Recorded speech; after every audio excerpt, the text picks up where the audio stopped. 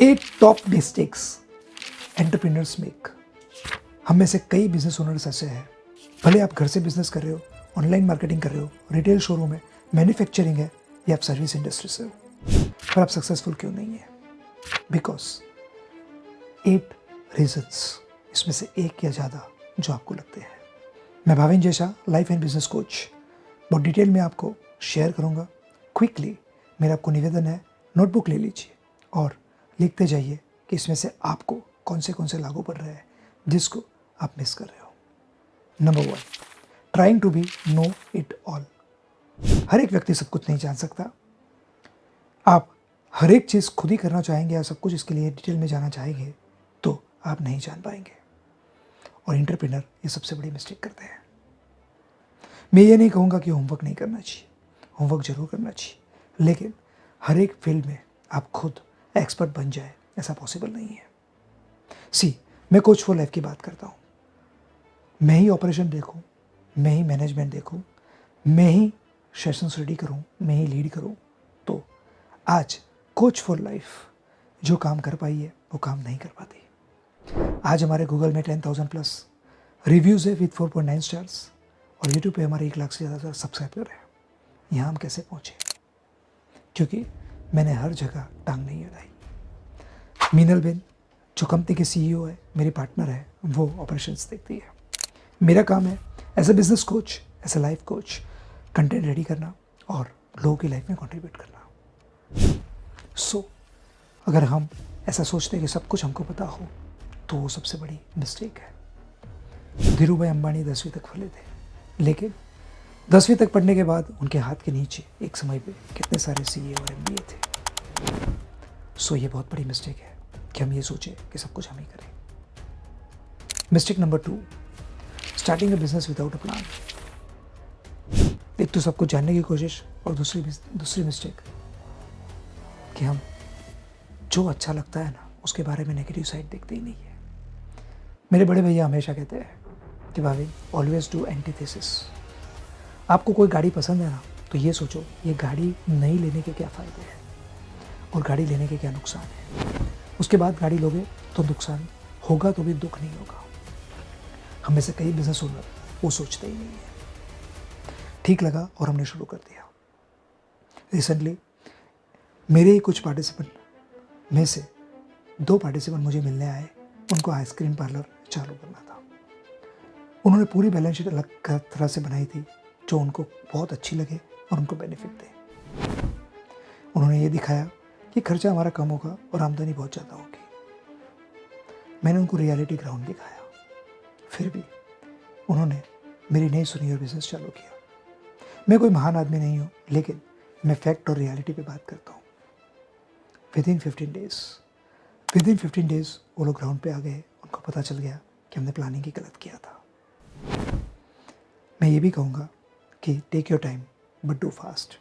हमें से कई बिजनेस ओनर प्लानिंग में ही इतना टाइम निकाल देते हैं कि एनालिसिस का पैरालिसिस हो जाता है। हमको ऐसा नहीं करना है। हमको प्लानिंग के लिए टाइम भी देना है और वो प्रॉपरली देखना है कि अगर मैं ये बिज़नेस चालू कर रहा हूँ तो इसमें बुरे से बुरा क्या हो सकता है। नंबर 3, ये भी एक बहुत बड़ी बात है। मैं परम पूज्य धर्म धुरंधर आचार्य भगवान श्री श्री श्री 1,08,000 भाविन जैसा मैं किसी कस्टमर के पास जाऊं और मैं किसी को बिजनेस पेश करूं, नहीं।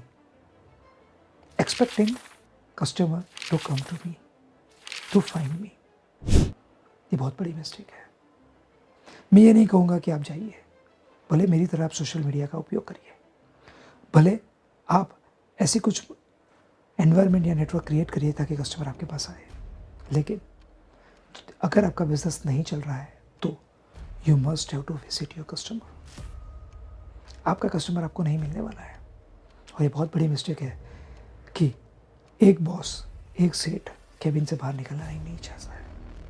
If you will not find your customer then you will not get business, और आज नहीं तो कल आप बैंकरप्ट होते ही होंगे।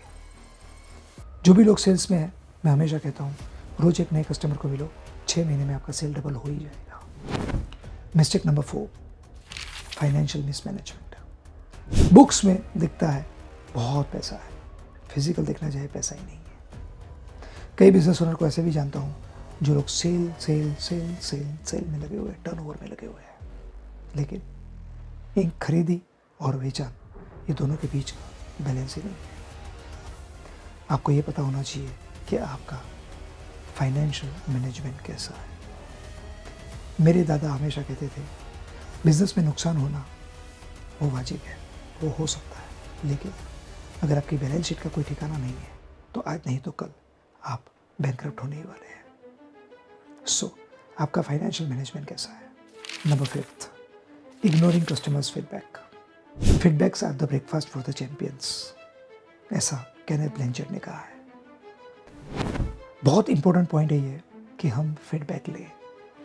हमारे यहाँ फीडबैक मैकेनिज्म बहुत स्ट्रॉन्ग है। मैं फीडबैक का आदी नहीं हूँ, लेकिन हमारे CEO मीनल बेन फीडबैक के बिना कोई भी काम करती ही नहीं है। हर एक कस्टमर आपके बिजनेस को इम्प्रूव करने में आपको सपोर्ट करने के लिए तैयार है। वो फीडबैक देने के लिए तैयार है, क्या आप लेने के लिए तैयार है? आप देखिए, जितने भी बड़े बड़े लोग हो गए, वो लोगों ने फीडबैक मैकेनिज्म को बंद कर दिया था और उसके कारण वो बिजनेस को ग्रो ही नहीं कर पाए। आप कहेंगे कि हकीकत में ये काम करता है? मैं नारायण मूर्ति जी का बहुत छोटा सा वीडियो दिखाना चाहता हूँ, जो मैं मेरा प्राइम बिजनेस वर्कशॉप जिसका टाइटल है बिजनेस ग्रोथ मास्टरी, उसमें लीडरशिप के सेशन में दिखाता हूँ। Let's see this video clip. First of all, the biggest instrument for improvement for leaders is feedback. Most leaders who failed in the world failed because they cut off the feedback channels. They allowed only positive signals to come to them. Whether it was Mrs. Indira Gandhi, whether it was Richard Nixon, whether it is Robert Mugabe today in Zimbabwe, every one of these people, they cut off the feedback channel. Therefore, you have to create an environment where people give honest feedback. And if you use that feedback, when you sit alone, alone, and reflect on it, I think there is an opportunity for everybody to improve. Yes. Mistake number 6, missing investment opportunities. हम में से कई business owner को पता होता है कि हम अभी ये डिसीजन लेंगे तो मेरे लिए बहुत फ़ायदेमंद होने वाला है, लेकिन फिर भी हम सोचते रह जाते हैं। मैंने आज तक जो भी एक्शंस लिए हैं वो एक्शन वैसे ही लिए हैं। खुद को पूछा है ज़्यादा से ज़्यादा नुकसान क्या होगा, क्या वो नुकसान भरपाई करने के लिए मैं तैयार हूँ, उसको फेस करने के लिए मैं तैयार हूँ। अगर अंदर से जवाब आता है तो मैं वो एक्शन ले ही लेता हूँ। मेरे एक पार्टिसिपेंट जो 2013 से मेरे साथ जुड़े हुए हैं, वो मुझे कई बार कहते हैं 2006 में मेरे पास दुबई जाने की अपॉर्चुनिटी थी, अगर तब मैं चला गया होता तो लाइफ कुछ और होती। This is the biggest mistake that you miss the opportunities. Mistake number 7, not keeping up with the market trends. See, change is difficult, but not changing is fatal. बदलाव लाना बहुत मुश्किल है, लेकिन बदलाव नहीं लाना प्राणघातक है। हम में से कई बिजनेस ओनर वही पुराने ट्रेंड्स में चल रहे हैं। GST आ गई, नोटबंदी हो गई, कहीं ना कहीं जिस तरह से महंगाई बढ़ रही है उस तरह से हमको टेक्नोलॉजी का यूज़ करना सीखना चाहिए, क्योंकि दुनिया बहुत फास्ट चेंज हो रही है। हम में से कई लोगों को ChatGPT यूज़ करना भी नहीं आता है। सो हम एज अ बिजनेस ओनर कैसे ग्रो करेंगे? बहुत ज़रूरी है कि हम ट्रेंड्स के साथ अपने बिजनेस में बदलाव लाएं। वो कपड़े मार्केट में है तो डिज़ाइंस चेंज होना, बिल्डिंग मार्केट में है तो सिंगल बिल्डिंग से कम्युनिटी बिल्डिंग्स यानी कि 5-6 बिल्डिंग की सोसाइटी खड़ी करना, ये सब ट्रेंडिंग में चल रहा है।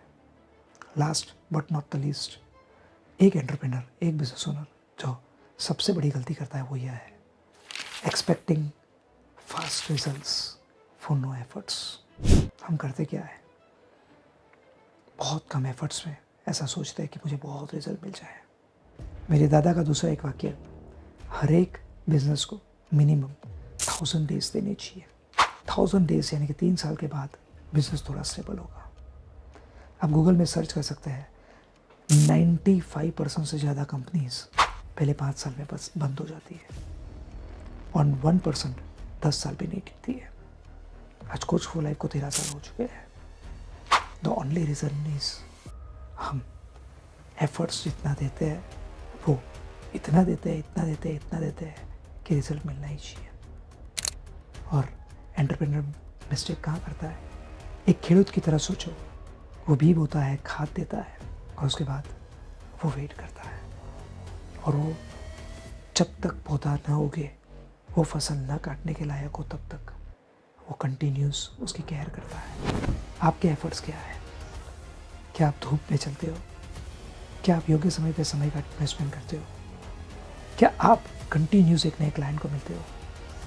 क्या आप नया लर्निंग करते हो? अगर नहीं तो आप बहुत बड़ी मिस्टेक कर रहे हो।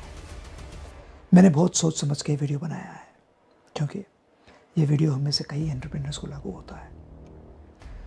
मेरा आपको इन्विटेशन है, अगर आपको ये वीडियो अच्छा लगा हो तो मैं बहुत होमवर्क करके बहुत ऐसी टिप्स देता हूँ जो हर बार आपको कहीं ना कहीं अपने बिजनेस के ग्रोथ में हेल्पफुल हो।